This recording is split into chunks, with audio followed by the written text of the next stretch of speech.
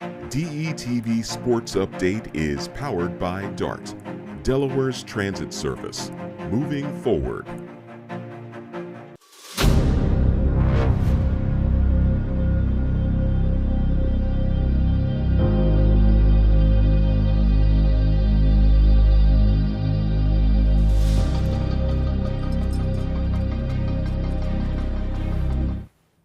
What's up, everyone, and welcome into a special edition of DETV Sports here on Monday, June 24th. A lot has happened in the last week or so since we've all gotten together, including banner number 18 for Jason McCall and his Boston Celtics. He's going to be here to talk a little bit about what that experience was like watching them take home the Larry O'Brien on Monday. It is officially NBA draft week. The draft coming up on Wednesday night. It's a two-day draft for the first time, and we're going to get all the knowledge from Matthew Maurer here on his big board, his mock draft, and everything from thedraftreview.com to get you set for Wednesday night and Thursday night. But we welcome you to our Wilmington studios live here. The air conditioning having some issues today, so I'm wearing some shorts. Air conditioning off, shorts are on today, guys. You know, you can't really see what we're wearing underneath most of the time in front of the desk. Just a little sneak peek for everyone at home. Sometimes we're wearing shorts, and when you don't know we're going to be using the big board today with no desk, this tends to happen sometimes. We're going to keep the show rolling. Again, a lot planned today. It's going to be a fantastic show. Before we dive into Matthew's big board, his mock draft, we're going to be getting everything ready here for the NBA draft. That's going to be a majority of our program tonight. But Jason, we got to start with you. Banner number 18. You sat here on Monday alongside Matthew and myself. You guaranteed victory for Boston, a special date, as you mentioned. And you can see it behind us. Banner number 18. What was it like? Walk us through your emotions Monday night and then this week. Monday night, I was very confident that we would end the series in Boston, and proved me right. It was a great game for the Celtics. And Banner 18 did the thing, you know, so very, very exciting. This would be the third or fourth title that they've won in my lifetime.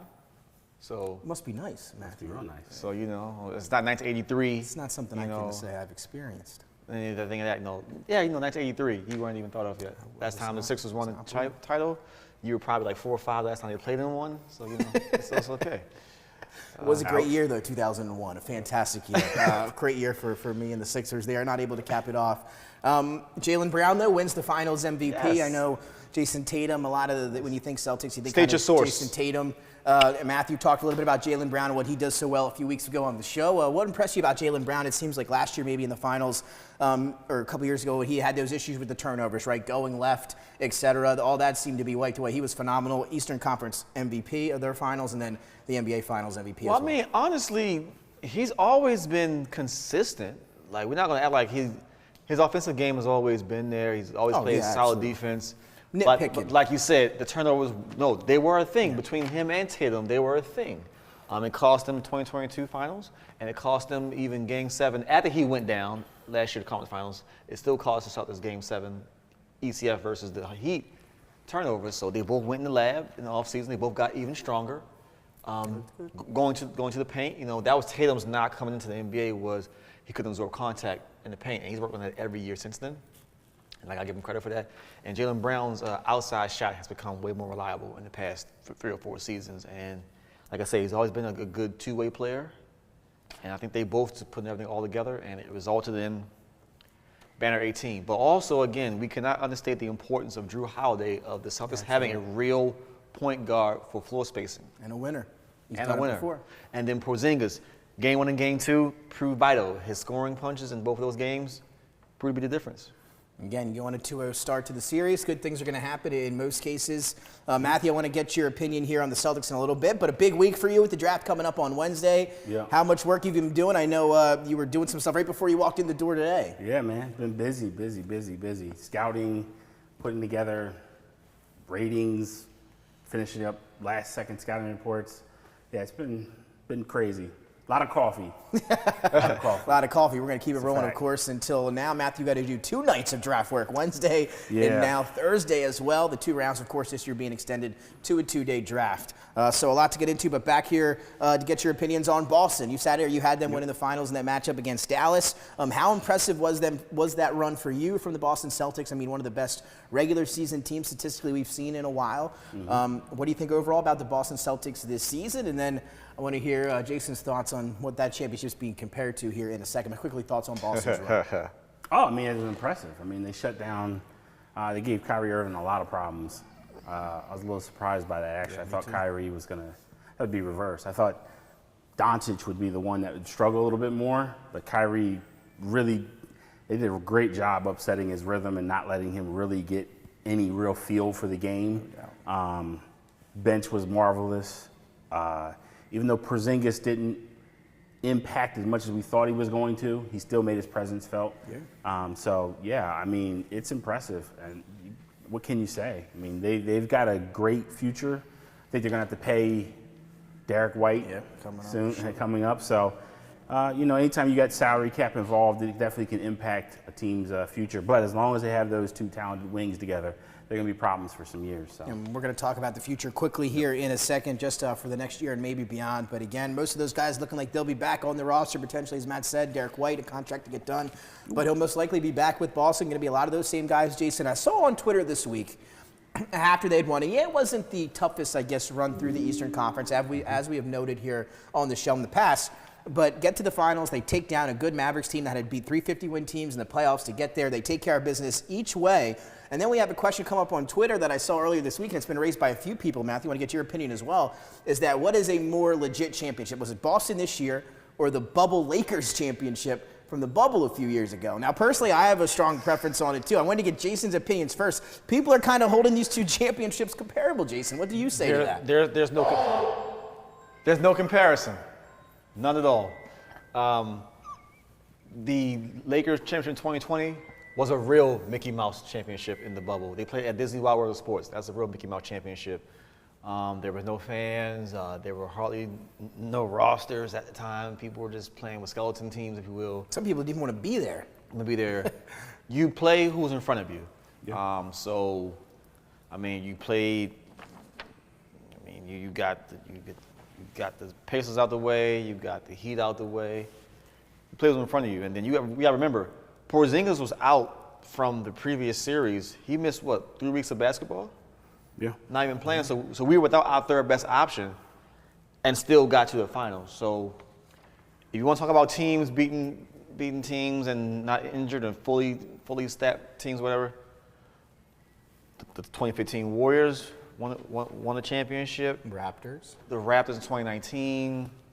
We can go on and on. So if you want to talk about the Celtics, talk about those teams too. I agree with Jason here, Matthew. I don't know about you. Again, maybe it wasn't the strongest championship performance, but I don't think you can compare that to what the Lakers went through in the bubble. I think that was a little bit of a different idea there. I think Boston, of course, went on their championship run. Obviously, a few teams weren't missing some star players, et cetera. But I think they got the job done. I think they did it in a better way than the Lakers maybe had in that bubble. Again, a lot of things going weird in that bubble playoff. What do you feel about, or how do you feel about that? No, I think the bubble championship still. Agree. But it's the Celtics, so I'm sure there's going to be people out there that are going to throw shade as much as they can. And that's coming from us, who are 76er fans. So. Yeah, so, it is what it is. To me, they did what they're supposed to do. They handled business. No one really got close. And I think when that happens, what can you really say?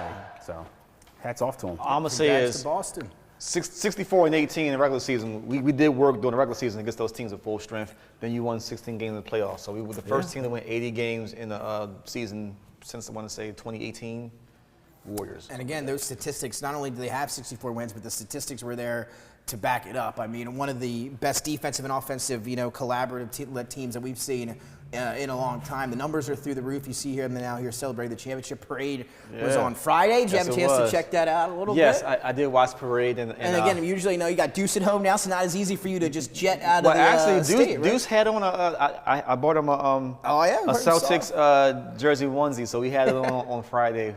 As I wore my championship shirt. That's right. Again, who knows? Maybe if it was a year from now, you would have been in Boston, probably. Well, it was also, shout out to my wife, it was her birthday on Friday. That's right. Happy belated birthday. So I was going anyway on Friday. We celebrated, but the main championship in my house was her birthday. So there you go. That parade was secondary. Well said, right there. That. Well said from Jason McCall. Guys, just to look ahead before we get into Matthew's mock draft, odds to win the championship for next year starts with the Boston Celtics. They're once again the favorites here at plus 280. Denver plus 650 at the number 2 spot. So Boston with a size sizable lead in terms of odds on winning the championship. Minnesota at number 3, Oklahoma City 4, Milwaukee 5. So the Bucks still coming in as the 5th-ranked team in terms of odds to win the championship. What stands out to you guys from the top 5? And obviously, I feel as if Boston is obviously well favored to be the champion again next year, as they should be. How do you guys feel? Boston's going to go on a run. I think with this roster, we have most of the team under contract. You might have like 1 or 2 free agents, and Boston's going to pay a luxury tax anyway because that new TV money kicks in, so they'll be able to offset that. And again, we had this conversation. It seems like last year Mike Malone saying, hey, we're bringing everybody back. We're going for it again. They were big favorites to win it again this year. It never seems to work out that way. So tough to go back-to-back in the NBA, Matthew. Again, that's how I feel, is let them enjoy this one for a little while. I'll start worrying about the, defending it once we get to over the summer and close to the season starting. But it's so tough to do. How do you feel about Boston and them being favored next year, and then maybe some of those other teams that fall in line? I mean, I think, at least on the East, I have them coming out rather easily. I think Milwaukee is going to take a gigantic step back, and I don't think Adebayo is going to be there long term. Again, hasn't signed that extension yet, right? I think so. Yeah. And again, you look at the East, you got I think 2 teams now with the Sixers, a lot of cap space. Maxine and Embiid, the only ones under contract. A lot of free agency rumors there. We're not going to talk about that today, though. I will make my one plea. LeBron, got to do it every week. We'll see you. Come on over to Philly. Nah, bro, we're not gonna mention it though. But Paul George, word from the Sixers that they're waning Paul George. They're losing steam with that Paul George. So we'll talk about that next week. We'll see how that goes going forward. But Boston again, I think it's going to be the Knicks, the Sixers, and Boston up there in the top 3 maybe next year. Donovan Mitchell has a chance to re-sign in Cleveland. Indiana's been on the rise. What does that mean? It's going to be interesting. Mitchell re-sign doesn't do anything to anybody. It doesn't matter.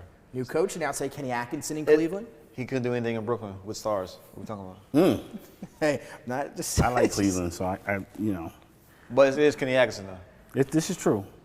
So there you have it. Again, some big news there. De'Aaron Fox also saying he's not going to resign until he gets a long-term vision of the team's plans going forward in Sacramento. So maybe another piece open to going elsewhere in De'Aaron Fox. So we'll have a chance to talk about that going forward on another show, maybe next week or beyond. But now we've gone through. The Celtics have hung that banner. Jason, any final words on Boston's championship run?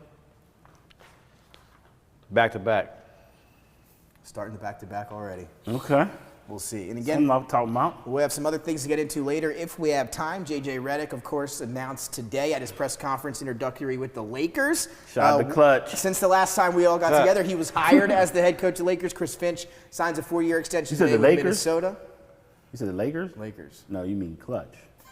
Sign with Clutch.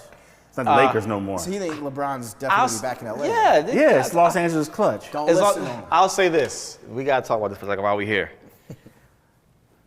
LeBron will never win another championship. His window is closed officially. That's what I'm talking about. If it didn't happen by now, it's not going to happen. And signing J.J. Redick, that's just to appease him and to coddle him and make him feel better, make him feel good. And they're not winning anything.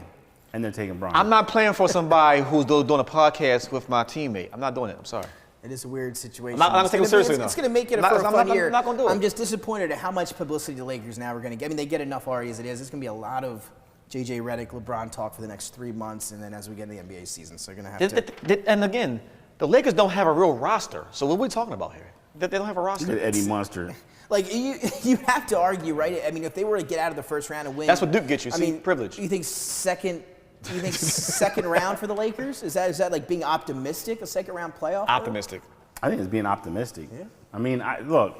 If they win a first round series, I think you maybe that's kind of what I feel. Maybe they hang a banner for that. But that's we do that in Boston. But that's how low the Lakers have been, where we're celebrating first round wins. Remember, in Boston, we hang real banners, not Eastern tournament banners. There you they go. Can keep on going. Quickly, also, before we dive into the matchup, Matthew, I want to get your opinion here. Yeah. Alex Caruso for Josh Giddey, straight up trade between Oklahoma City and Chicago. I know Caruso is one of the guys on the short list the Sixers were looking into. Love Caruso as a glue guy or a role player. Plays it so well. Won that championship in the bubble with the Lakers. Thoughts on that trade? I think that's a big move for OKC to get in, bring in Caruso.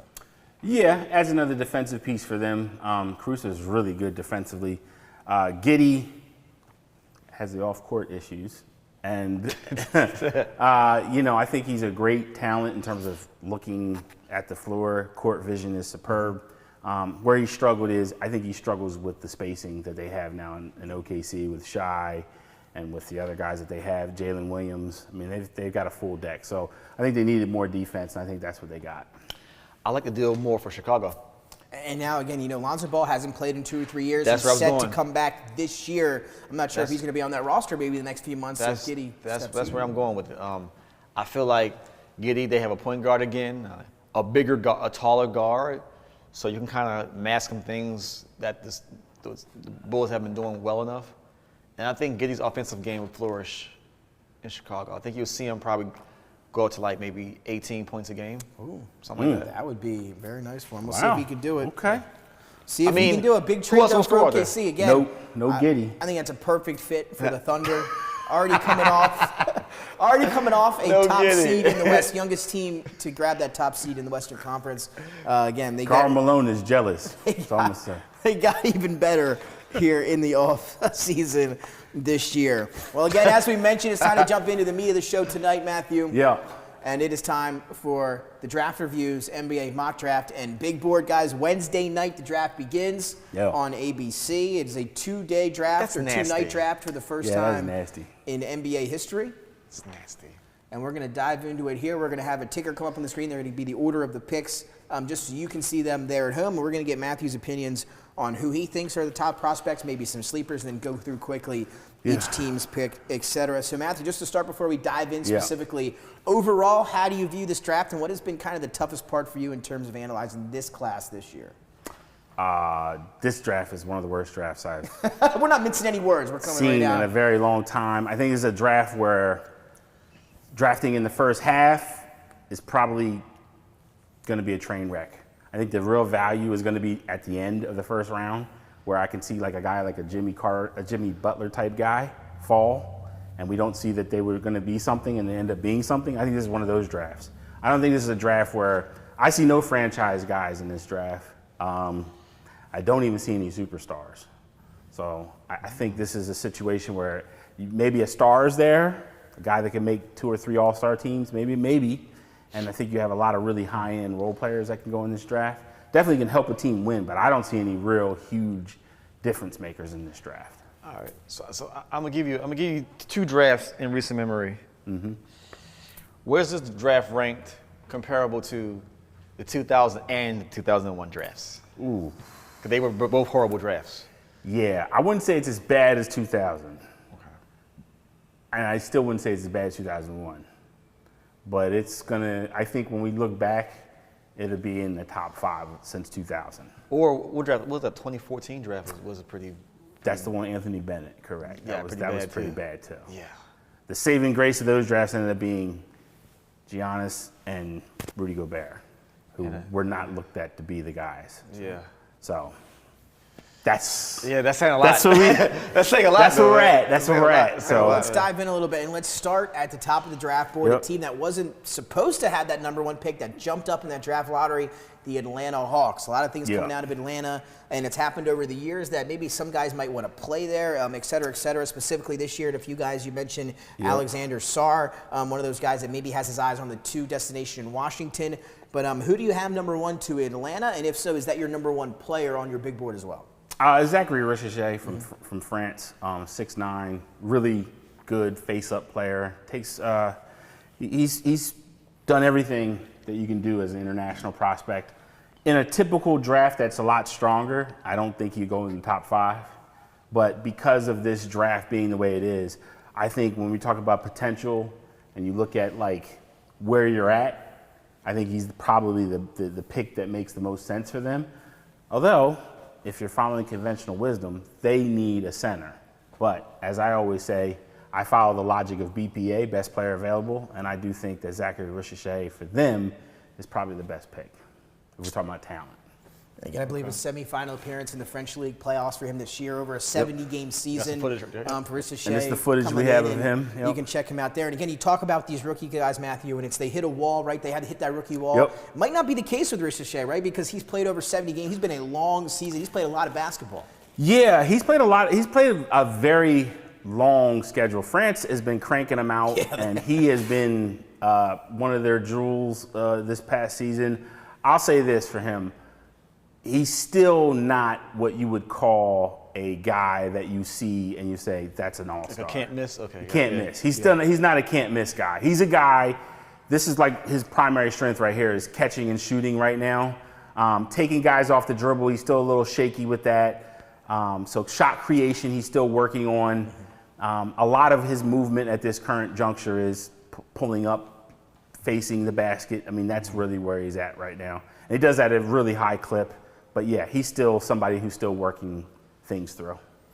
Again, of course, 6'9", getting control of the ball. Everybody in the NBA looking for that versatile wing, right, two-way wing that could be that guy. Yep. And maybe Riche will be that guy on Wednesday night, potentially the _1 pick to the Atlanta Hawks. That takes us to Washington, Matthew, at number 2. Yeah. And Alexander Sarr from Australia, the center, 7'1", 217, a 7-footer that's obviously well-rounded as a basketball player. Right after the Hawks got to #1 pick of the draft lottery a few months ago, he was kind of a lot of people had him going #1 in the draft, but rumors from his camp are that maybe he's not too interested in Atlanta. Not sure if that has anything to do with him going there or not. You know, you get the Eli Manning treatment when you don't want to go somewhere right, and you make some things happen, but he apparently has his eyes set on Washington, D.C. I've never seen someone so excited to go play for the Wizards, but apparently Alexander Sarr could be that guy. He apparently wants to go to a team where he can slide right in and play a lot of minutes, a team that has some salary cap space for down the road. You're always thinking about that next contract, right, when you're a rookie, if you're an agent, and he thinks that's a good spot for him there. Do you think it's a good spot for Sarr at number 2? Yeah. I mean, he's got a lot of what they need there. He's another guy that came from OTE, overtime elite, the year before. He spent this year in Australia playing over there. He still has some issues. I mean, he's got all these guys have warts. And that's probably the biggest problem with this draft. No one is coming into this draft crystal clean. He's still not a great finisher around the basket. Rebounding is a little shaky. And not really what I would call a great shooter, although the defensive ability of him, and there's some more footage we have of him, that's right there. You just saw a nice block right there on the gentleman that had a clean basket. That's really what his bread and butter is right now. He's great at rotating, has, I think, some of the best lateral movement for a big man. Good hands. Again, still developing this part right here. As you saw right there, even the finish wasn't very clean. It wasn't. So, I mean, this is one of the big things right here he does. He can definitely run and finish. I think he can be a little bit of a rim runner at the league level. Doesn't have the hops necessarily, but he does have the ability to finish. But again, he's a guy he's still raw. He's still a guy that I think in a typical draft wouldn't be in the top 5 as well. Yeah. But again, right there you see again the nice help defense and rotating over. And as you see, he's really good at switching, which is one of the things that we chastise Rudy Gobert. He's no Gobert, we'll say. Yeah, exactly. He's no Gobert. Yeah, so this is, I think, his real reason why Washington wants to take him at 2. And Jason, just in terms of the Wizards, a rough go-around for them this year for Washington. You know, Jordan Poole gets that massive contract. Not sure if that's going to be the best contract for Washington with Jordan Poole and all that money. Kyle Kuzma's still there, et cetera. They got a few other pieces. What do you think about Washington, maybe what they need the most in free agency, and how do you think Sarr will fit in there at that center position? I think Sarr is a perfect fit for the Wizards at 2. They need everything they can get, honestly. I don't like how their management is really right now either, but they got to do something, and I think Sarr's game will translate well. He gives me a poor man's Clint Capella without the hops right now, the way he can switch and the way he can block shots. But I still think most centers' offensive games are either limited or really, really good when they come in. Sure. I think he's in between. I think he needs maybe about 1 or 2 low post moves, like that finish we saw earlier. He needs to develop something over the left and right shoulder, if you will, maybe like a jump hook or something to either shoulder, maybe like a 15 to 18-foot jumper. But I think he'll get that over time. But right now, in this modern day NBA, they're all the real big men, so you can really just run the rim, be a rim runner and block shots and still get 12 points a game and get about 8-9 rebounds. So. I mean, it wouldn't be in my number 2 in any draft prior to this recent memory. You know, we grew up drafts. You had to actually be good be drafted in the top 5. That's right. Yeah. Well, there you go. This stuff doesn't happen now. You can just be potential and a prospect and get drafted in the top 5 now. You never know. And like Matthew said, there have been drafts like this where there have been some superstars that have gone to mid to late first round. You talk about Giannis and Gobert, multiple time defensive player of the year. There's going to be some gems in here potentially, so you never know. But again, on the horizon, doesn't look, of course, as Matthew said, like the best draft we've seen in a couple years now. But we go now to number 3 in Houston, and a guy, Matthew, a 2-time national champion. A guy that's been talked about and linked to some other teams as well. I've seen him go as high as number 1 in a few mock drafts. How do you feel here? It's going to be the Rockets selecting at number 3, a team that when they got the pick again, they want to win now. A great second half of the year. Ime Udoka come in. They want to win right now. Words that they may trade out of this pick depending on what happens. How do you see this going at number 3 with Houston, who you have them selecting? Well, a lot of the mocks right now have Reed Shepherd. I think that's way too rich for him. I'm taking Donovan Clingan from UConn here. I think they can move Sengun to, I think, his more natural slot, which I think is power forward, have him there. There's also been talk that San Antonio wants him at 4.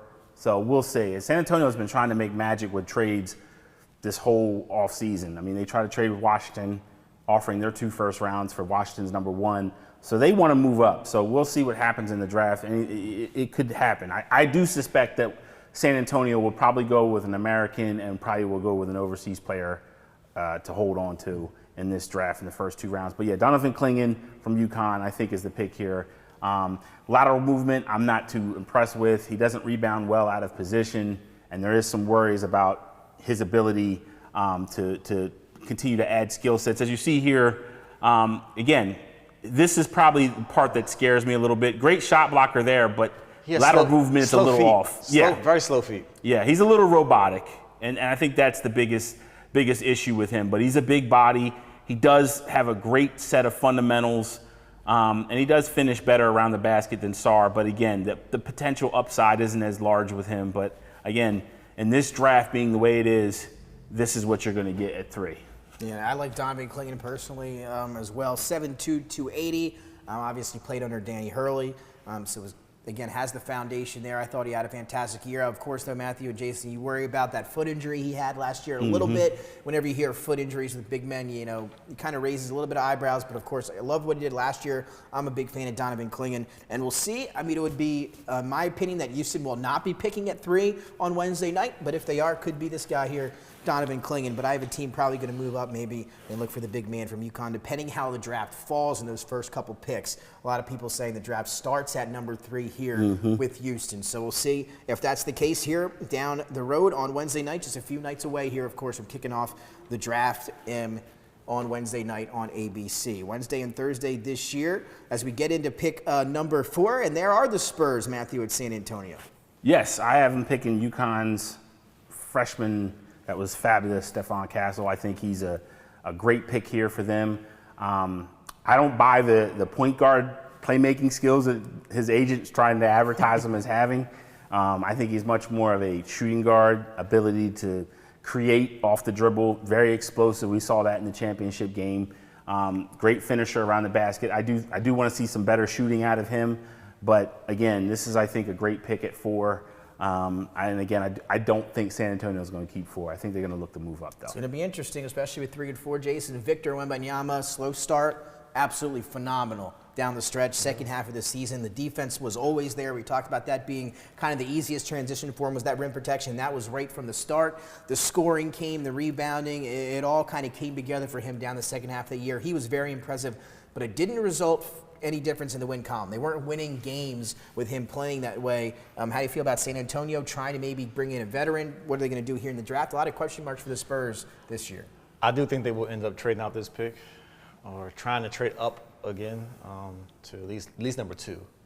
But with that roster, whoever was drafted last year, you weren't going to win many games anyway. I mean, they're in the rebuilding mode. I mean, which is weird to say when you associate the Spurs with winning, never with rebuilding. But I think they're primed for at least a play-in spot next year, whatever they do this season. And even with what they've done last year with the players they still have, they can make at least a play-in run. I think maybe potentially, and again, Victor was one of the best players in the league towards that second half of the year. We'll see what they decide to do in the draft in the offseason. But I will say this, again, I didn't expect them to win a lot of games either last year. I thought with the way he was playing, they would have won more, if that makes any sense. I didn't expect them to be this bad again this year when you had somebody playing like that. And again, there are other guys on the team that played pretty well. There are, but they're all, like we talked about a few weeks ago with Jimmy Butler, they're all secondary stars. They're not lead primary stars. Still, to finish that bad of a record, again, Popovich not having a point guard for Wembanyama the first half of the season. I think there are a lot of mistakes San Antonio made last year that resulted in where they finished in the standings there. So again, I like Castle a lot too. I think he'd be great. They need that point guard there in San Antonio and that other stuff there. So I like it there. Number 4, that takes us to 5 in Detroit, Matthew. And Detroit going through some changes again already. Monty Williams out after 1 year. They talked him out of retirement. They all went to his house. They pleaded their case. Please come coach us. They gave him a big deal. It lasted 1 season. So Detroit sitting at 5 here. Crazy. Who do you have them taking, and then thoughts on Detroit overall? So this is the first Ignite player from the last Ignite crew. As anybody may or may not know, Ignite was the NBA's attempt at creating an overtime elite type situation where guys would skip out of going to college or playing overseas and instead playing for Ignite. I have Matas Buzelis, who was he was everything in high school. I think he's a guy that I don't know if he has the physicality to play the position that I think they're going to try to put him at. I think they're going to try to put him at power forward, but I think he naturally is more of a small forward. And I do worry about the ability to shoot. Defensively is where I think his real potential comes in. He covers a lot of ground. He's really good at switching. He's a really good athlete.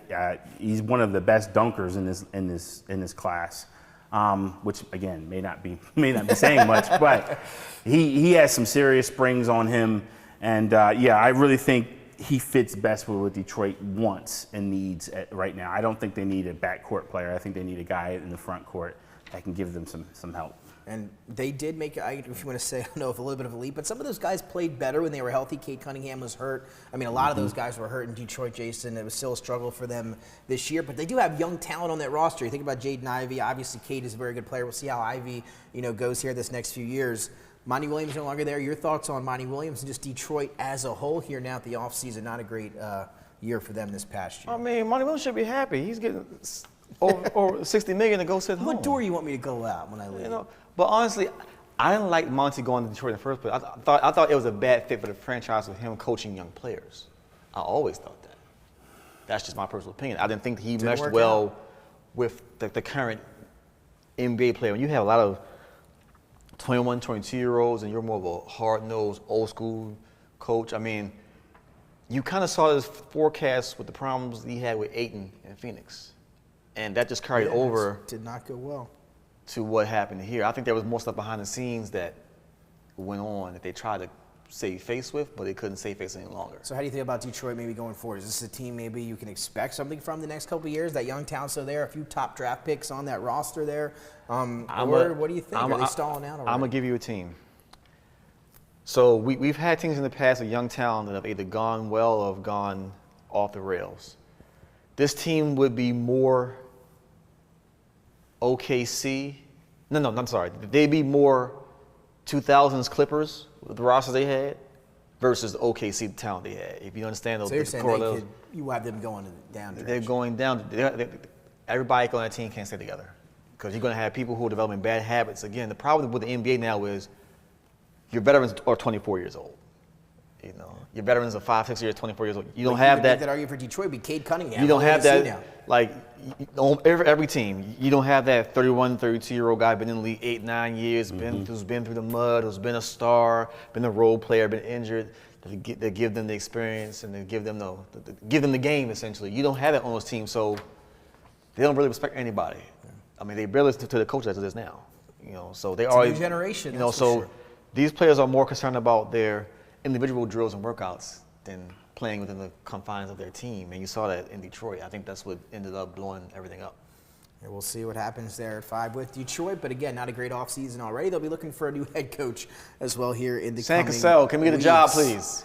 Over to Charlotte at number 6. Of course, Michael Jordan not the primary owner in Charlotte any longer. Last year, though, Brandon Miller, they take it the number 2 pick. Slow start for him as well, but was strong towards down the stretch for the second half of the season. Really became that scorer that they thought he might be in the NBA. Still a very young player in Brandon Miller. So, again, he'll be able to get better here the next few years. How do they help him out, him and LaMelo Ball in Charlotte with the 6th pick? I am taking Reed Sheppard. If I had to pick, I don't know if I'd take Reed Sheppard, but I think he makes a lot of sense for them. Melo is a lot of things, but one of the things he's not is healthy. And I'm not Lonzo. And Reed Sheppard to me is a guy that I don't know if he's a full-fledged point guard the way he's being advertised. I think he's more of a guy where he's really smart, really intelligent, knows his role on a team, and understands how to perform at a high level in that role. At Kentucky, Dillingham was the guy that kind of steered the drink, and then he was there on the side to catch the ball and shoot. He's a great elite catch and shoot guy. I just worry. I think at the end of the day, he has a lot of the tools that GMs fall in love with, but make no mistake, Reed Sheppard is a guy that can get a GM fired if they take him too high. So if he goes at 3 the way that everybody's talking, and he doesn't do what people think he can do, that GM is going to be going. I just think this is a guy that you got to be careful where you take him. Legacy recruit at Kentucky, right? Again, coming into the season, you weren't really sure, how much playing time he was going to get, right? But got a lot of playing time, was phenomenal defensively. Led, I believe, was one of the top steal rate guys in the country. The size you worry about, right? 6'3" in shoes, so he's a little bit smaller there, but a lights out shooter. You always think that's what you're thinking when you draft him, right? The shooting capability. Absolutely. Over 52% from 3. First player to do that since in college. Glenn Rice. So over 52% from 3. Since 89? Yeah, since 89. So again, he's got that type of capability. He's a very Shout out young G Money, guy. we love you, dog. Yeah, man. I would, and like I said this on the show before, I would love to have seen him go back for another year at Kentucky, but completely understand why you're coming out in this draft. You have to do it if you're him, no doubt about it. So I'm with you. It could go 2 ways for Reed Sheppard.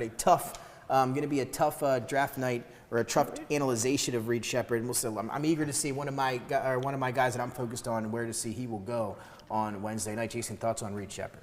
I know you're not a fan of Reed Sheppard. I'm really not a fan. He's a good shooter, but that's about it for me. But I want to speak to the fact that now you have Lonzo's been injured, Melo's been injured. Can we say that Big Baller brand was a complete disaster? Lonzo, if you go back to Lonzo, blames the original Big Baller shoe, like the one that he went off brand. He had him custom made from who knows where. He says that really messed him up. Who knows how it's going there? I mean, only half of one has been D'Angelo. That's saying a lot. He can't even crack an NBA roster. Well, let's keep going here to number 7 in the Portland Trailblazers. Scoot Henderson-Matthew was supposed to be a big guy last year. I know I like Scoot coming out. Dealt with some injuries, really wasn't the player, at least in his rookie year in Portland, that maybe people expected him to be. Coming in, it was the second odds to win Rookie of the Year behind Victor Wembanyama, who was the big favorite coming into the season. How do you see this going here in Portland? Shadon Sharp a few years ago, I think he started to come on a little bit. Obviously, no Lillard there anymore. How do you see Portland going here at number 7 in the midst of a big rebuild? I haven't taken Cody Williams. I think he has immense talent. Potential is sky high. He's Jalen Williams' brother, in case people don't know. The problem with him is he was the third wheel at Colorado. Tristan Da Silva was the lead guy, and then they had KJ Simpson, the point guard, who's probably going to get all 3 of them are probably going to get drafted in this draft. So he was on a team where they were very talented, but I think they underachieved with all the talent that they had. And I think it wouldn't shock me if Tidjane Salaam might be a guy that they might grab as well in France. But I think Cody Williams is probably the play that I would probably go with. But again, it all depends on Portland. Portland has to – this is the number one way that Portland creates value in their franchise, because they're not a big free agent destination. Absolutely. And most guys, if they go there, it's usually the second or third free agent desire to go. So they have to build through the draft. And I'm not giving up on Scoot Henderson. I really like Scoot. I'm with you. Me too. I think he can do something. But, yeah, to your point, he totally did not have the year that people thought he could have. I mean, he never really recovered from that hamstring injury in the summer league, and it hampered him pretty much. A couple of ankle, I think maybe a shoulder. Yeah, ankle, hamstring, injuries. But it all started from that hamstring injury. So he never really got started. if you will. So I think he had an injury-plagued season. Of course, we saw that, but you don't want to hear that in Portland. With the history of Bill Walton and Brandon Roy and. Oh, Brandon Roy, that still is Odin. A tough one. Yeah, you're right about that. Oh man. You don't want to say those Sam Bowie, like. Cover your ears. You don't want to hear those names, but another rookie injured already. So I mean, it is having those vibes again. Hopefully, it doesn't turn out that way. But if you're Portland, you feel like you're snake bitten right now. And again, if you're Portland last year, the one where they're obviously in the middle of a rebuild. Last year, they get some different pieces. DeAndre Ayton now in Portland. We talked about the drafting of Scoot Henderson, Shadon Sharpe a few years ago, and Anthony Simons was kind of the guard they drafted, after Lillard to kind of come up and be a part of that backcourt. He's been there. They got Malcolm Brogdon. And then, of course, Jeremy Grant being one of their big guys for Portland. So, of course, in the middle of a rebuild, they're going to need some good picks here in the draft, as Matthew alluded to. And I think Cody Williams might be the right one there at number 7. I like Cody Williams. That takes us to number 8. And in San Antonio, and a guy that I really like here, Matthew, had a phenomenal year in transferring to the SEC. Where do you think the Spurs go now, trying to give Victor Wembanyama some talent around him? I go with Dalton Connect. My man. I like Dalton Connect. Yeah, I really like Dalton. I think he's a guy that a lot of people in this kind of draft are going to focus on the fact he's 23 years old, are going to focus on the fact he wasn't like fresh out of the box of high school being a 5-star guy. But to his credit, he went to Northern Colorado, built up his stuff, then went to Tennessee, SEC Player of the Year, one of the best players in the nation. If there's anything that there is a worry about Dalton, of course, it's going to be upside. I know it sounds ridiculous that you're 23 and there's an idea that the upside may not be there, but it's there.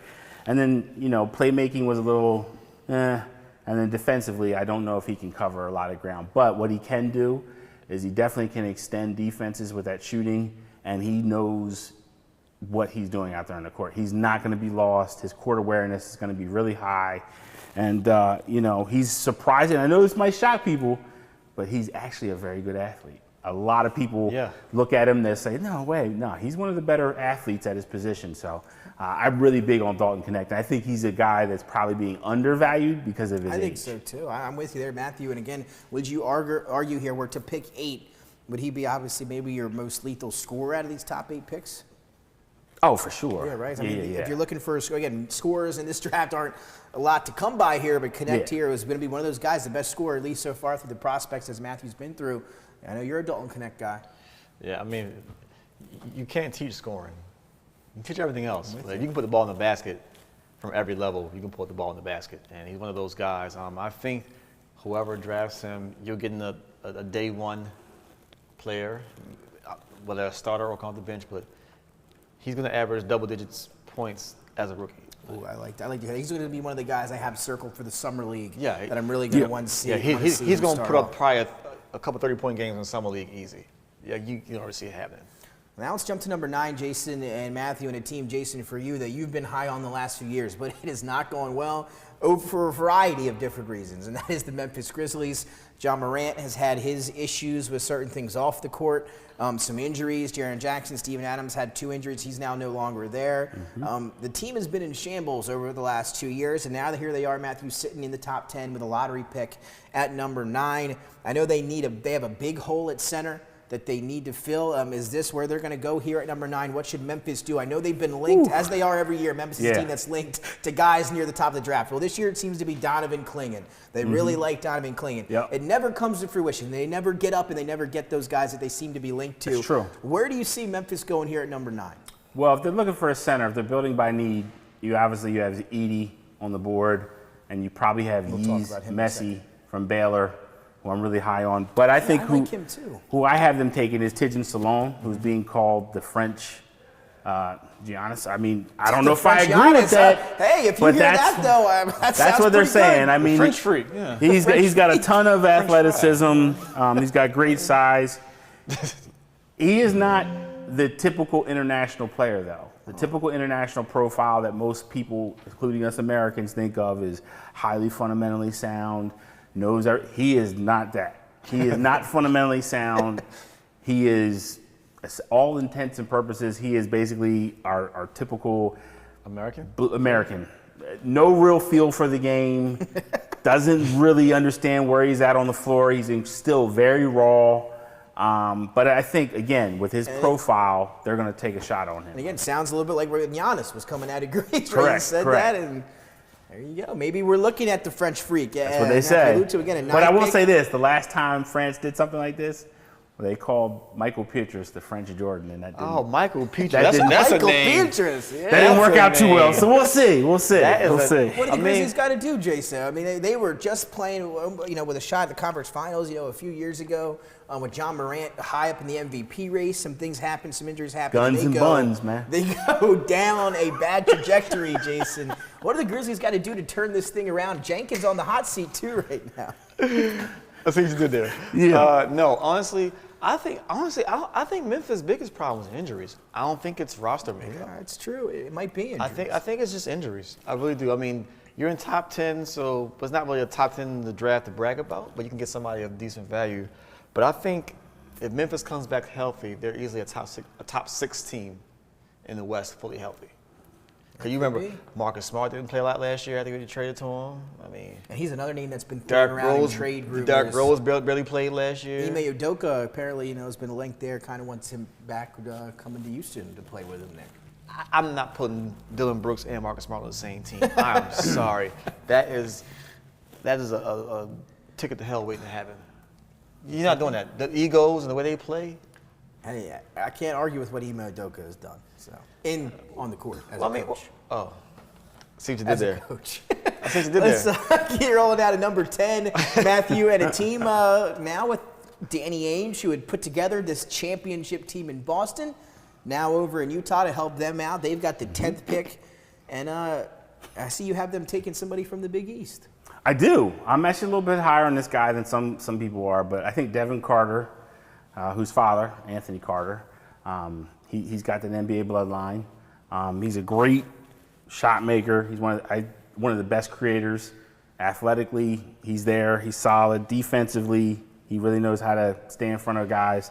Where it gets a little shaky with him is consistency in outside shooting, and then I would say his ball handling is not ultra creative, but he knows where he's going. Is he reading his dad's draft report or his? Because right. It's the exact same draft report. Yeah, pretty much. It's the exact same draft report. It's crazy, right? Which is crazy. It's the exact same draft report. But I'll argue that Devin is a better pro prospect than his dad was coming out at that time. Yeah. But it's literally the exact same. All the knocks are on Devin, where the knocks on Anthony Carter years ago. Fact. Exact same draft report. How you see his fit with the Utah Jazz? Obviously, they have George from last year out of Baylor, who had a pretty good rookie season. I thought he played very well for where he was drafted.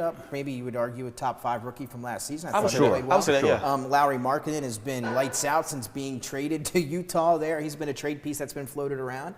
How do you think about Carter's fit as a point guard there alongside George and some other guys in Utah? They need a point guard. I mean, to play that consistently. I don't think Sexton is going to be really not going to be there much longer. So Colin Sexton at some point, back with Cleveland, had a really, as a young player, a lot of people was thought very highly of Colin Sexton. But then you had Garland, and Garland kind of stole his thunder from him, and that was it. Sexton's never learned how to really play point. Yeah, and that's the problem. So that's why they're in the draft again for a point guard. Yep. And that'll take us to 12. Matthew in Oklahoma City, already the youngest number 1 seed in the Western Conference, and I believe all time. And they're going to now have a chance to take another young gun here in the lottery with this 12th pick. Of course, they go get Alex Caruso already. Yep. Where are they going here? I'm having taken Ron Heinlein from the Ignite group again. Look, in a league that's made over wings. Chicago 11. My bad, I messed up. Yeah, Chicago 11. I'm still having taken Holland. Mm-hmm. Another night guy here. Yeah, another night guy. Super duper athletic. I think has a high motor. Has everything you want from the typical American athleticism from the wing, but again has all the things you don't want from the typical American athleticism at the wing, which is he's still learning the game. He doesn't make good decisions. Ball handling is a little shaky, and the shooting leaves a little bit to be desired. Can we stop here for a second? Why are we still? It's like every American player that we're saying is being drafted, we're saying the same thing. Mm-hmm. They're not developed. The ball handling, the fundamentals as second and third. Can this problem be corrected? Because we have this problem with AAU basketball the last 10, 12 years. Yeah. How can this problem be corrected? With our talent here. Yeah. It has to be corrected by our kids understanding basketball. And that sounds stupid to say. No, it doesn't. The problem that we're having is the kids got all the skills. They got trainers, they got all the in and outs. The biggest problem with players of today and players of yesterday is up here. They don't know when to do it. I've seen guys Euro to the basket with nobody in front of them. Like, why are you Euroing? Like, just do a simple layup. The decision making, shot selection, pulling up for a three when you don't need a three, you just need a two. It's like they're doing things from a decision making standpoint that are just terrible. Yeah, and these kids don't go outside on the playground and play against the old heads in the neighborhood anymore. No. You don't play with a 35, 40-year-old man that beat you down. That's right. You don't take bad shots when you're playing in those games. You're not going to dribble up and pull You're not up getting the ball back, man. You're not getting back on the court. Like, you might sit like 6 hours when you get back on the court again. That's a fact. Back in the day. So I think that's missing from our game today. And again, I've had a chance to do a lot of high school basketball, college basketball. Me and you had the luxury of doing the HBCU 8th graders and the Ball and Classic. And again, it is a trend that we're seeing more of. There's no doubt about it. Again, having the hands-on, calling of these games, I see it up close and personal every year, and it's been that way the last couple of years. It's just depressing. It's insane. Yeah. It is. Again, the shot selection, at least, it's been different. IQ, as Matthew said, not the same maybe as it used to be. And that takes us to number 12, as we just mentioned, youngest team to ever be the number 1 seed in the Western Conference. They were one of the only playoff team in history to have all their points in a game scored by everyone under the age of 25. Mm-hmm. And here they are back in the lottery, thanks to Sam Presti and the magic that he has in that front office. Where are they going here? A lottery pick at number 12. How can OKC get better? Well, this would be a nightmare for the NBA if this happens. And that's Rob Dillingham, who I think is a vicious one-on-one player. I mean, we're talking about breaking your defender down, converting tough shots in traffic. He has it. Now, look, he doesn't have great size. He's a little on the slight build side. Defensively, he's a little different. And look, he thinks he can make every shot. And there are times where it looks like he can. I like that mentality. Man, but let me tell you something. We're talking about playmaking, you're talking about shooting, and you're talking about just getting end-to-end and ball handling. My God, it would be problems for him and SJ on the same court together? And again, I Kentucky love Wildcats Dillingham. I'm with you. I've always been a fan of these guys at Kentucky. It takes you back. It makes you think about the 21st pick in the draft just a little bit while ago for the Philadelphia 76ers in Tyrese Maxey, the freshman from Kentucky. You see Dillingham at 6'2", 160. Maxey sitting right around. I'm just saying, those Kentucky point guards. Wait, he's only 160? Dillingham. But yeah, only 160. That's why he's got the slight body. That's what they said about Maxey when he was. Yeah, but only 160 in this day and age? I love it. That's small. Very slight, That's Kenny Anderson type build. Yeah, like that's like. Yeah. That's what's holding him back. If he was a little bigger, about 175, but 180, he'd be higher. That could come. I'm with you. I think you'd be, man, if he gets to OKC. If he gets to OKC, that's going to be. Wallace, you got some of those other guys in OKC. Their play development there, insane. Yeah. We can go back as far as. I don't think the league wants that. Depending how the draft falls, and maybe Dillingham's still sitting there at 12, Sam Presti might pull some strings there. I don't think he's still sitting there. As you now take a look at, here's the top 12 picks overall that we've been through for Matthew Maurer's 2024 mock draft. Of course, the draft, getting started on Wednesday. Dillingham, I think maybe if he's still there at 12, maybe another team jumps up, and we always know the Thunder have been one to trade back and pile up some picks. Maybe they decide to trade back here. But I think if Dillingham's there and OKC takes them, a deadly combination, as both Matthew and Jason have alluded to. Yep.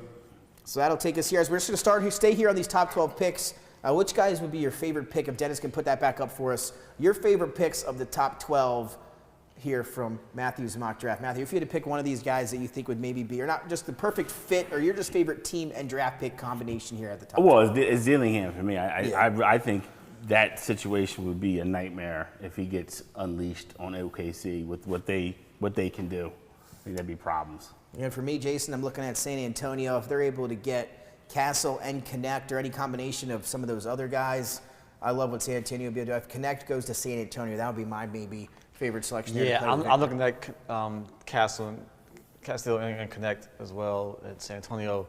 But I'm looking at all these players need to eat. Except for Clingan.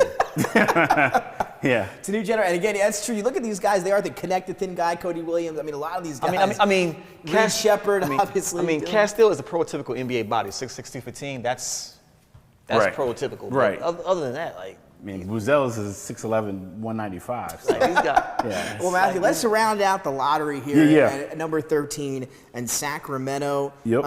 The 3 seed 2 years ago were upset there by Golden State in that first round, and this year not really the same. I don't think they were able to get out of the play-in, if my memory serves me. That's correct. Serves me right. Golden State beat them in the play-in. Golden State. I mean, it's been a tough couple of years. They got a lot of talent in that roster. People 2 years ago thought they were the team that was ascending after they got that number 3 seed. Sabonis, De'Aaron Fox, Keegan Murray.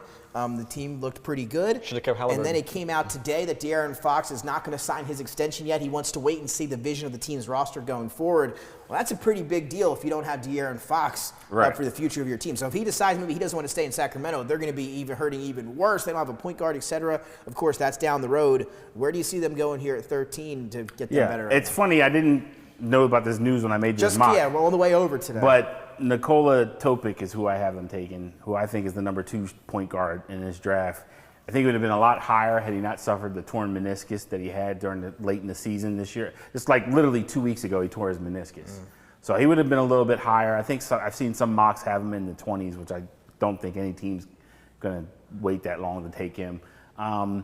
Again, he doesn't have the best three-point shooting. Defense is a little weird at times with him, and in terms of a half-court game, he's not great at right now. But if you're talking about playmaking, ball handling, rim scoring, he's got it. He's a hard-driving shooting point guard with shooting guard skills. So I really think he's a good fit in the modern NBA with the way they put the demand on point guards. So Mike Brown, I believe, signing his extension here in the offseason, so that's good. He's been great for them recently. They lock him up for some time. Stable coach there in Sacramento. But again, not sure he's going to be on that roster. They got a little bit of young talent. How do you feel about the Kings going forward? They need to keep De'Aaron Fox there. Right? They need to make him happy. Make him happy. No. I mean, and then I like Sabonis, double guy, but I still was never a fan of the trade for Sabonis for Halliburton. I never liked that trade for either team. I mean, again, when you look at it like that with what Halliburton has done last year, I can see what you're saying. But again, if you have Halliburton and Fox, who knows if we would have got that version of Halliburton that we got in Indiana with the ball in the hands of De'Aaron Fox all the time. I mean, don't get me wrong, that backcourt sounds on paper looks pretty good.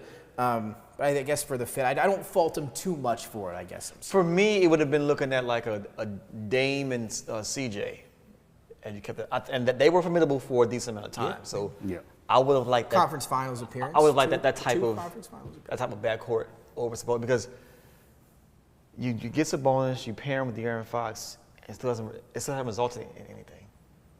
That's my thing now. I was like, okay, what is it going to result in? Your regular season numbers are great, but when you get to the playoffs, what do you do for me?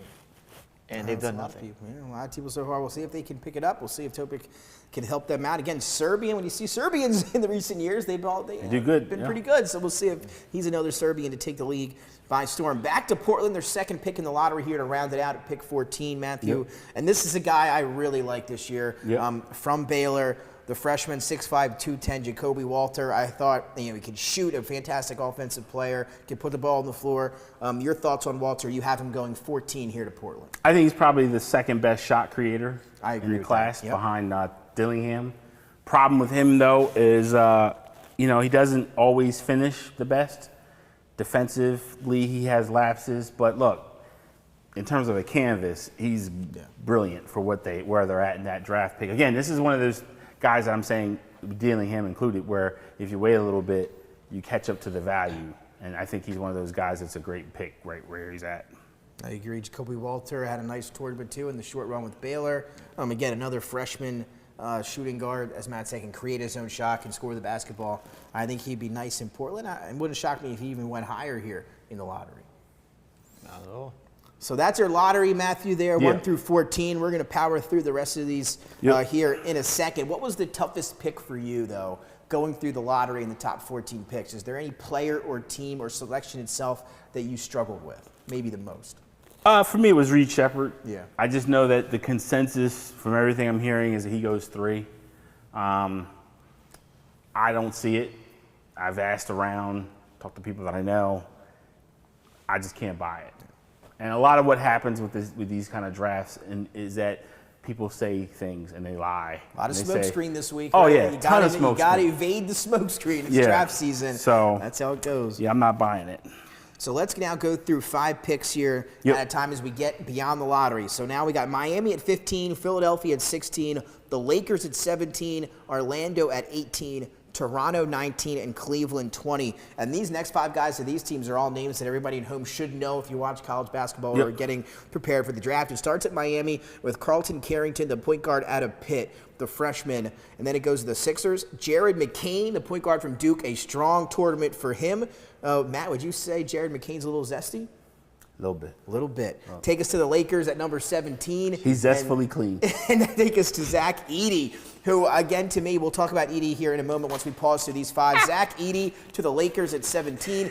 To me, Matthew, and doing draft work, et cetera, you do such a great with it. This could be the guy with the widest range of outcomes. Right? Yeah. I mean, he could be, some are saying, a top 10 pick. He could get taken maybe 9 or 10. Some are saying late first round, all the way 25, et cetera. You have him going 17 to the Lakers. Talk a little bit about 15, 16, 17, 18, 19, and 20 with Carrington, McCain, Edey, Khalil Ware at 18 to the Magic, Tristan Da Silva, who you mentioned, from Colorado, going 19 to the Raptors, and then Keyshawn George from Miami going 20 to the Cavaliers. Talk a little bit about those 5 picks. I like George at 20. Oh, yeah, George is nice. Carrington is just like Reed Shepherd. He wasn't supposed to be that great. It was take a little couple years before you would start to see some payoff of him. Really athletic, kind of like a Dillingham light. Not the same skill set, but kind of a similar playing style. Jared McCain, I'm not buying the point guard at the next level. I can see him being a combo guard. I think he's more of a guy that sits in that corner. I think it'd be great for the Sixers because that was one of the things they were struggling with, is getting guys to make shots. Yeah. He could definitely make shots. He's very good at that. Edey, again, to your point, wide range of outcomes. He could go as high as, wouldn't shock me if he's high late lottery. Wouldn't shock me if he falls in the second round. Really wouldn't. I think in this era of the NBA where we don't know how to handle traditional bigs, I think it just depends on that GM's idea of what they want to run post play through. Then you have Ware on Indiana. I'm not a big fan of Ware at all. I think he's very robotic, very stiff. Not a huge fan of him at all, but people seem to like him. Yeah, 7-footer from Indiana. 7-footer. Tristan Da Silva, again, great shot maker. Keyshawn George didn't have the huge year that people thought, but he's a wing, very good defender. So I think that's why he's going to get taken very early. And then we'll start with 21. Yeah, we're heading out at 21. New Orleans Pelicans. Going to be some shifting there in the offseason. David Griffin, over the last couple of years, saying, hey, we're pairing Zion with Ingram and the CJ. We've got our guys. Didn't go the way they had planned this year. Now they're looking to break some things up, according to David Griffin. So Brandon Ingram, one of the guys that's been highlighted to get shifted out of New Orleans. We'll see where he ends up. Phoenix sitting at 22, guys. You don't want to say a disaster of a season, but high expectations when acquiring their big 3, if you will, in quotes, between Beal, Booker, and Durant. Did not go as they had planned either, as they sit at 22. Milwaukee, the same case with Damian Lillard. They're at 23. And then in New York sitting at 24-25. So let's go there. Let's start with 21 in New Orleans. The point guard from USC, he's got a commercial, I believe, with Gatorade. Yep. Isaiah Collier here at 21 to New Orleans. Ooh. And then at Phoenix at 22, taking Yes Misi from Baylor, the freshman 7-footer, who I thought looked good during their little run there this year in the Big 12. Milwaukee, Johnny Furphy from Kansas. New York, Deron Holmes from Dayton, who we saw play in the tournament this year. And then also taking Ryan Dunn, the next pick from Virginia, 21 through 25, Matthew. Well, Isaiah Collier lost a lot of money this year. I mean, he was projected by most to go in the top 3. Yeah, did not have the year. Yeah, did not have the year that people thought. I think that whole USC team was a little off. I don't know if it was coaching. Yeah, I don't know if it was Bronny James. I don't know what it was. They just could not put it together. C word, coaching. Yeah, coaching, all right? Day long. Yves Missy is, I think, arguably the 3rd best center in this draft. I think his upside is huge. I think he's still learning the game. I like him better than Ware. I like him better than probably Edey. But again, we'll see. Johnny Furphy, Australian kid, came out of nowhere, great size, has the ability to play shooting guard and can also rotate over and play wing, which is going to make him huge and valuable for the next team. Deron Holmes, who I've seen for years at Dayton, really did well in the pre-draft camps, moved up huge in that process, took advantage and made a name for himself. And Ryan Dunn, who I think is kind of like a poor man's OG Anunoby. Great defensive profile, a better athlete than OG, but doesn't shoot as well as OG, which is why I think he falls a little bit. Some people have him in the second round. I think with his profile, defensive ability, I think he'll go in the first round. Well, OG didn't come in a great shooter either, though. No, he did not. So, no. I mean, no. He worked on that. He definitely did. So there you have it, 21 through 25. You get some good players, guys that, as you see on your screen now, 13 through 24. And as Matthew said, when you have a draft like this, who knows, maybe some of these guys are the guys that could end up being some of the better players in this draft. It's going to be, again, a wide range of outcomes for everybody here coming up on Wednesday night. Matthew, what do you like here as your maybe favorite pick of this little round here? Ooh, favorite pick probably would be, I'd probably go Bud Carrington. Mama called him Carlton. His nickname is Bud. I just think he's a really bouncy point guard, great playmaking skills, great shooting, and I think he can give Miami a little bit extra. There you go. Jason, what about you? I'm looking at Isaiah Collier in New Orleans. I think that he understands what hype is now. Oh, for sure. He understands what he has to do. And I think that's actually a steal with him going to New Orleans, with them potentially losing Brandon Ingram. Yep. And I think he's someone who can motivate Zion, but also learn from Zion how to deal with the pitfalls of success early, and the stardom and all the hype and things, and all the glitz and glamour. But his body at 6'5", 210, he can easily play point or shooting guard there. Yeah. So he can kind of spell CJ at times too. Right. So he's a better roster fit than most people would give him credit for at that position. Plus, at that spot, that's a truly valued pick, because we're talking about, if this were last summer, he would have been a top 5 pick. Right. So to go to the fall of 21, it's good value in that.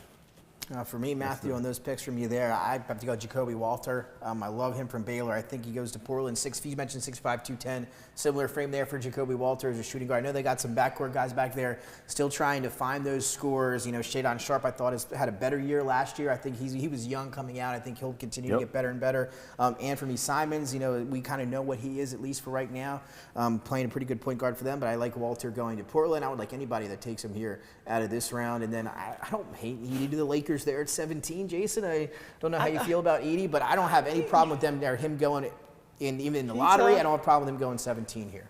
I don't have a problem with Edey going at 17 to the Lakers. It's reminiscent. I think about I have to think about Andrew Bynum when I look at Zach Edey. He's not as fast as Andrew Bynum out on the floor, but hurts the Sixer fans to hear you say that. But skill set wise, Spain with the Bulls. Skill set wise, everything else is there. I mean, he did win 2 rings. I think Zach Edey is going to could be a starting center in the NBA. You guys feel like he could be a starting center at some point in his career in the NBA? At some point in his career, for sure. I think so. And he could be.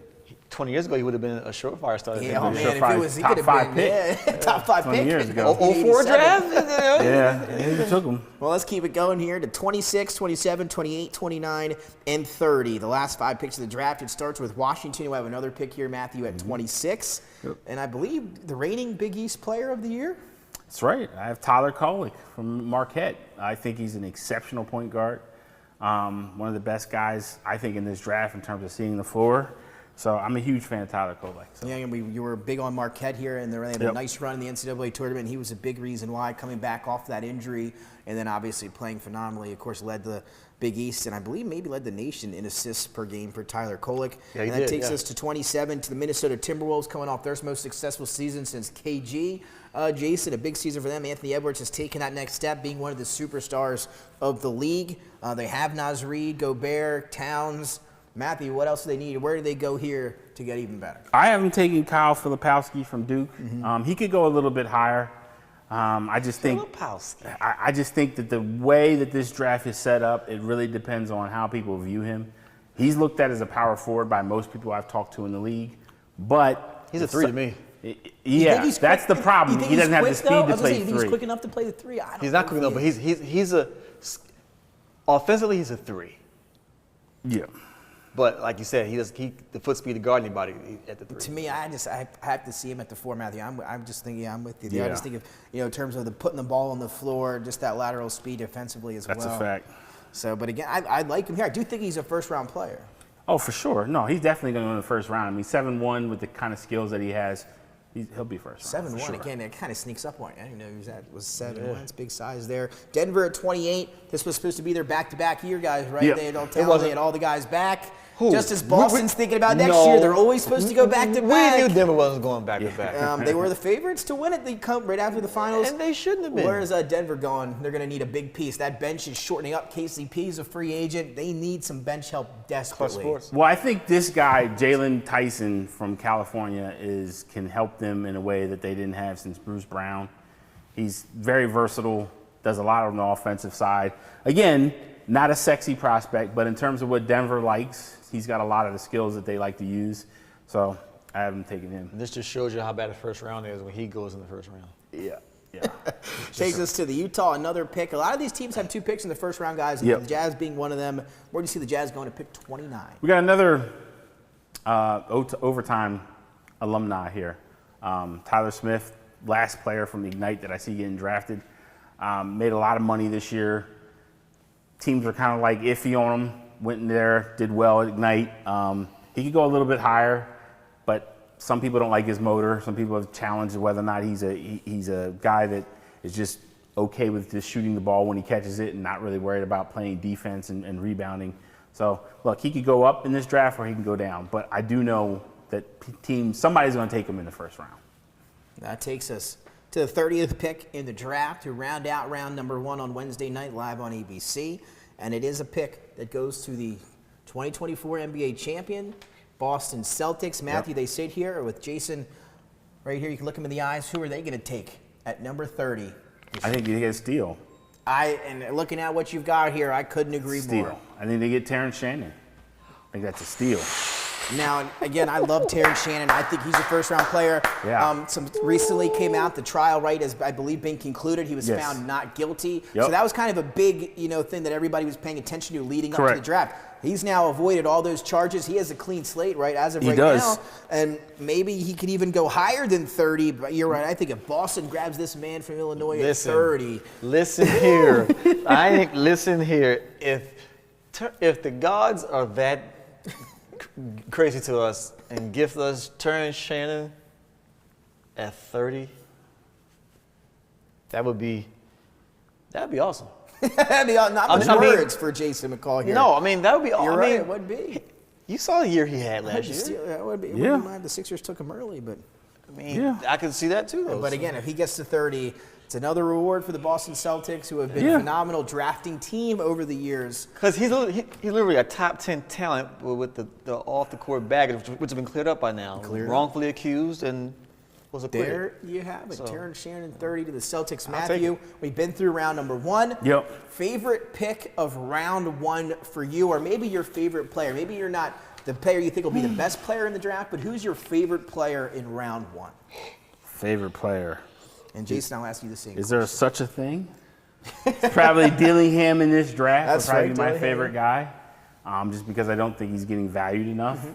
Like for some weird reason, teams have overthought themselves and they think that Shepherd is the guy, which I don't know how they watch Kentucky and said it was Shepherd. So to me, it's Dillingham. I think he's an elite. I think he's got a chance of being a star if he's in the right setting. He's one of the few guys in this draft I actually think could be a star. Yeah, Jason. For me, it's between Isaiah Collier. And you can have a couple guys. Yeah, feel free. To me, it's between Isaiah Collier and Terrence Shannon. But I think I'm going to go with Isaiah Collier because I think he can really be a star in this league. And I think on that team in New Orleans is what they have, plug and play. I think he'd be a star.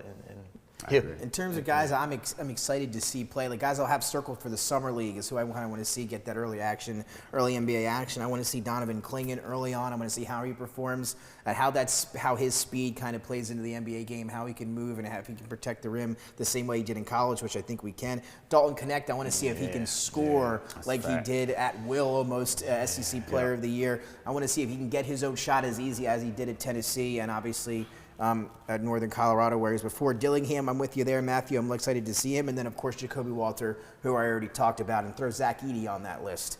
as well. Some of those big names I'm eager to see earlier in his career. Again, makes Summer League so much fun when you get to see these guys for the first time in that environment. So excited for that, to check that out. Matthew, now I want to ask you here as we round out the mock draft talk. Didn't get a chance to go through round number 2, but that'll now be a 2-day draft. It'll be Thursday night. Jason, I heard you're excited about that.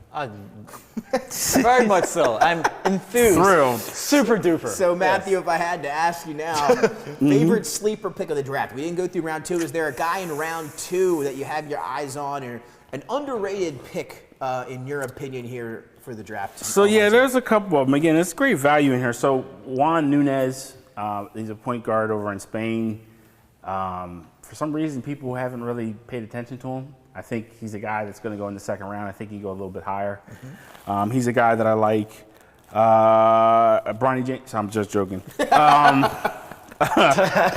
you know what? I feel like we have to talk about that. We definitely will. Point. We definitely will. Not yet. Cam Christie. Yes. His brother, Max Christie, got drafted by LA from Michigan State. He's in Minnesota. So, I don't know, for some reason, he came out this year. It must like being second-round picks in that family. And then you have, this guy's a raw, but Ulrich Kamchi from NBA Africa. He's a guy that was literally walking home to a grocery store. A GM saw him, said, "Why are you so big and not playing basketball?" And at 16 years old, he starts to pick it up. Looked really raw and out of place at the combine. I think he actually lost some money because there were some teams that had a first-round grade on him. So I think he's a guy that somebody will take a chance on. And now I got a few guys I want to ask you about here in the second round, just to get your opinions. I'm going to start, and it has nothing to do with the team, just a player here. It's going to be the senior from Creighton, Baylor Shireman. Early second round for you. A great college career, obviously in South Dakota State before going to Creighton, a couple deep runs in the NCAA tournament. How do you view Baylor Shireman? Oh, he's a guy that I wouldn't shock me if he goes in the first. Oh, okay. I think he'd go in anywhere between 20 to 38. Wouldn't shock me if he's in that range. Just because he does have a wide range of talent. I mean, he's a guy that, look, he's an exceptional three-point shooter. He's really understands what he can and can't do, which I think is huge at this level, because most of these guys grew up thinking they could do everything. And the number one thing they got to figure out when they get to the NBA is, I can't do that at this level. He knows what his strengths are. He's just a guy that I think did a lot to help him in the combine. He really, really played well in the combine. I think he earned some guys that might take a chance on him in the first round. So he's a guy that I really like from Creighton. Good shooter, and obviously has some playmaking too to his game. He's a playmaker as well. Another guy you know well here, right shortly, a few picks after him, and Jason, get your opinion on this guy as well. Harrison Ingram from North Carolina. You got him slated to go 36 here to the Pacers. Early second round pick. Thoughts on Harrison Ingram and his transition to the NBA? He's another guy that, look, he made a lot of money going to North Carolina, helped himself because people did not check for him at Stanford. Shockingly, he was a blue chip recruit, did not do what people thought he could do at Stanford, went to North Carolina and kind of really changed his outlook for teams. Again, athleticism, he's not a high-end motor guy. He's tough, but he's not a guy that is going to go out there and create tons of offense. But he's a guy that is going to be able to play really good small forward game for a team. So I like Harrison. Harrison Ingram, Jason, thoughts on him going to the NBA? I wish he had another year eligibility. That's a fact. Because I don't think he's fully NBA ready.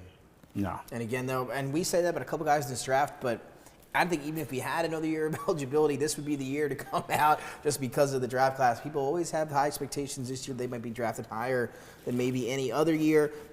Here, another good guy. I'm going to ask you some guys that are well known here around the country. Jamal Shead from Houston. Phenomenal for the Cougars all year long. A guy that I'm sure the public wants to know a little bit about here in terms of his NBA transition. Small guard, wasn't the best shooter, obviously, as a guard, but I mean, the work ethic, the motor, the defense, can play the point guard position.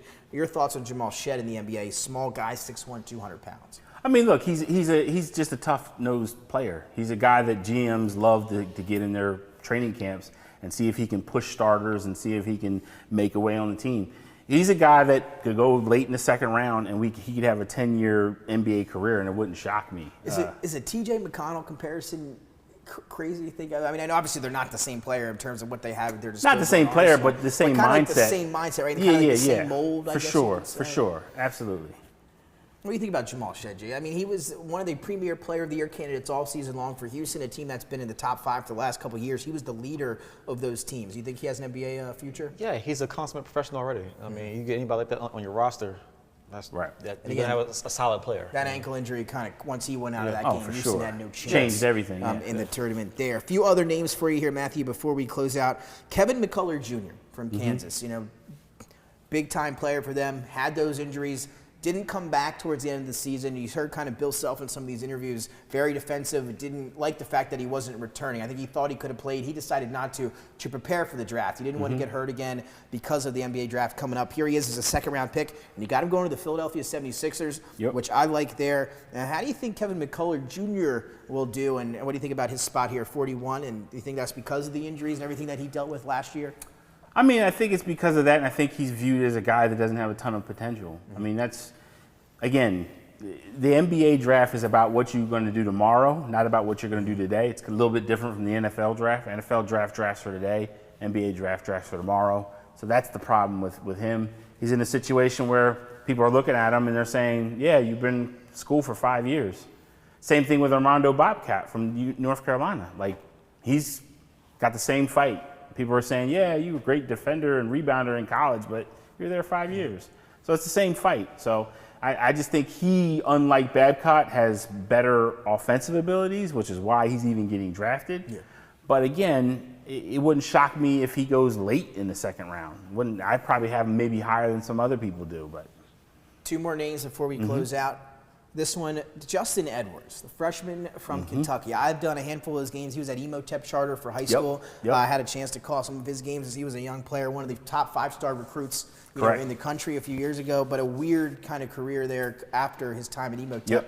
What do you think about Justin Edwards? Should have took his butt back to school. Right, so explain to everyone, and myself included, what the deal with him was this year after leaving Emotep, obviously committing to Kentucky and kind of everything that unfolded. It's the same thing with Wagner this year. Kentucky's great if you come out the box and you're a killer. If you need some time to make transitions and you need some time to make a change to your game, it can be the worst thing. Because the thing about Calipari is he'll put you where you are and where you're good at. The problem is those teams are looking at you and saying, oh, so you're not that guy. You're just really good and you peaked early. So the problem with Justin Edwards is he came, to your point, he was on most people's mocks as a top 10 recruit. Yeah, 5-star. 5-star, top 10 future NBA draft pick. And every time, same thing with Wagner, and every time they played, people kept saying, take him down. And now we're in a situation where he's fighting for a second-round pick. Yeah, I think that's crazy. I mean, like you said, a few years ago, that was not the case. And I would argue he's only getting drafted because of his high school what he did in high school, not because of what he did in college. So we'll see what happens with him. And now here we go to the big one, guys. Bronny James. Matthew, you have him going here 56 to the LA Lakers, which would make perfect sense. Let's talk a little bit about Clutch and Bronny James here. We talked about it back when he declared for the draft. It came out that he could still return to school, and you immediately shut that down. You said, oh, he's not returning to school. You can lock that in. He's coming out. And he did. He's locked it in. He has foregoed his eligibility. He will be eligible for the draft here. How do you see Bronny James going, or what do you see him going, I'm going to already assume here, Thursday night on the NBA draft? I mean, I see that the LA Lakers have become, like I said, they've become the Los Angeles Clutch. They're not an organization that's running the team the way they need to be running it.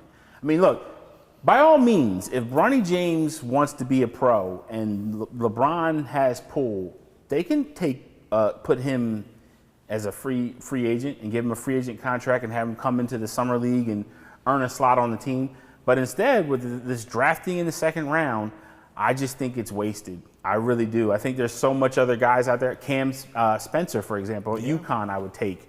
There's a lot of different guys I would take a flyer on. Tristan Newton, I think. Tristan Newton, I think, is one of the sleeper guys in the second round. To me, this is just indicative of what's wrong with the whole situation right now in LA, where you just have a star player, an aging star player, contrary to what Nick says, don't come to, we don't want you in Philly. Trust me. Don't come. I know he's trying to get you in Philly. We don't want you in Philly, dog, okay? That's right, put the camera fully on me. We do not want you in Philly, okay? Give us Paul George, give us Ingram, but for the sake of baby Jesus, do not give us LeBron James. What about Please. Jimmy Butler? I'll take Jimmy Butler. Okay? And again, going off topic here, but the rumors are that I don't know who doesn't like who, but the Sixers and Paul George, not maybe like we thought they were going to be. So it might be like Jimmy Butler now maybe looks like the most logical answer here going forward, but a lot of time to tell. And again, free agency beginning June 30th at 6 o'clock p.m. It's going to be a fun offseason for Sixer fans, at least, to see what. It's true. Or at least going in. We'll see if it's fun after it's over here on June 30th. Jason, Bronny James comments. I'm done. Have nothing. Yeah. He's earned nothing. He's done nothing. The only thing is, he might be even better after the fact the 1 year removed from the heart surgery and all that other stuff. That might be his saving grace. He may still have upside, but his upside isn't that much. The better James is still 2 years away. That's Bryce. You heard it. That's a fact. Bryce James, Fact. yeah, he's got some size on him, Bryce James. That's a fact. So there it is, Matthew, your mock draft. And where can people find your full list of mock draft and big board rankings? Yeah, at thedraftreview.com, you can find my mock list. You can find NBA draft history. I've documented every single draft pick since 1950. You can look at my positional rankings. I have them going all the way back to, I think, 95. So we got a lot that you can get on the website. Scouting reports, I save those for the teams. But at the end of the day, mark my words, what you see at thedraftreview.com, I can guarantee you'll probably see happen at draft night. There you go. 2024 mock draft run through, courtesy of Matthew Maurer. Jason and I here, of course, help out a little bit there, getting that information to you guys. But one storyline you guys are paying to attention before we close out. One storyline for the draft that you're paying the most attention. Is there a storyline that you're the most interested in? The storyline of the draft is Bronny James. Is Bronny James. There's nothing else on the storyline of the draft but that. That's a big one. And number one pick maybe was a storyline, but again, Bronny James is bigger than the number one draft pick. What about, to me, Bronny James, Zach Edey, that kind of thing? I'm sure people are going to be paying attention to Zach Edey and where he's going. Terrence Shannon, if he has to get you drafted. Some teams might even drop him just because of all that off the court. That would be a mistake, Matthew. What's your biggest storyline? Biggest storyline for me is the NBA making this event a two-night event. So the first night will be the first round. Up 2 nights, Matthew. And the second night will be the second round. And I got news for the NBA. Bruh, no one cares about the second round like that. I'm just letting you know. Like, hey, Draymond Green. It's not an NFL draft. It's not the NFL Green draft. And Chandler Parsons, they beg to differ. Yeah. This is 2 names you said. Yeah. This is the names you said. Quickly then, my final words will go around here. Final words tonight. Game 7 going on as we speak between the Panthers and the Oilers. 3-0 a week or two ago when I sat here and then wore the jersey last Monday. It is now 3-3. Not going as planned. Hopefully the Panthers can pull out a Game 7 victory tonight. Tied 1-1 in the first. So go Panthers. That's my final words. Jason, final words of the show. We won. That's true. 18. Respect it. And now Matthew and I have to deal with Jason for a whole year now, year long, as he's got a championship. Yeah. Again, I believe the first team of all of us, it's like Dennis won with the Bucks, Super Bowl champions. Well, we weren't here yet. It doesn't count. And Jason though with a championship for the Celtics. So I guess we can say congratulations on a successful season. Congrats. Appreciate that. Absolutely. Better next year. 18. See, then you got to turn it into that to us and come back next year. Matthew, final thoughts today. Final thoughts. So, if you've been hiding under a rock, you've probably seen the hit piece that Yahoo put out on Michael Jordan's Defensive Player of the Year stats, which I don't get. Doesn't make a whole lot of sense to me, but it's nonetheless been an article that's been produced. The argument is at some point that that during this time, the scorekeepers and statisticians of the NBA were doctoring the stats for players, which I don't think that was that crazy. I think it did happen. I think John Stockton was a benefit of it. I think a lot of guys benefited off of it. It happens today. But if this is what we're going to do now, where we're going to retroactively try to right the wrongs of the past, this is what we're going to do. Why would we target Michael Jordan's Defensive Player of the Year award? Why wouldn't we target John Stockton? John Stockton is the leader in steals. He's the leader in assists. We could make the argument that his stats impact NBA history far more than anything else. And yet we're targeting the Defensive Player of the Year award that Michael Jordan got. You know what I think? I think Clutch purchased that. And matter of fact, we know one of their minions, Nick Wright, who announced that he worked for Clutch, he said he helped the gentleman on Yahoo write that piece. So we have our Clutch connection, if you will. At the end of the day, I just want to tell the LeBron James family this important thing. Nobody cares, bruh. No one cares. It ain't changing nothing, okay? Just retire.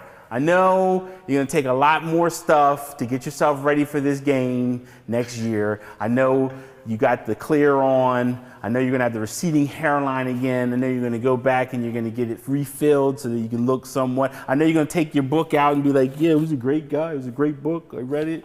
Didn't read nothing. We know the spiel, bro. We know how this is going to go. No one cares, bro. You're not the number one guy. You're not ever going to be the number one guy. And when you do stuff like this, you confirm you're not the number one guy. Because I tell you one thing, it's true. The baddest person in the room never has to announce that they're the baddest person in the room. Everybody already knows. So if this is what you got to do, you ain't the baddest, bro. You're just one of the best.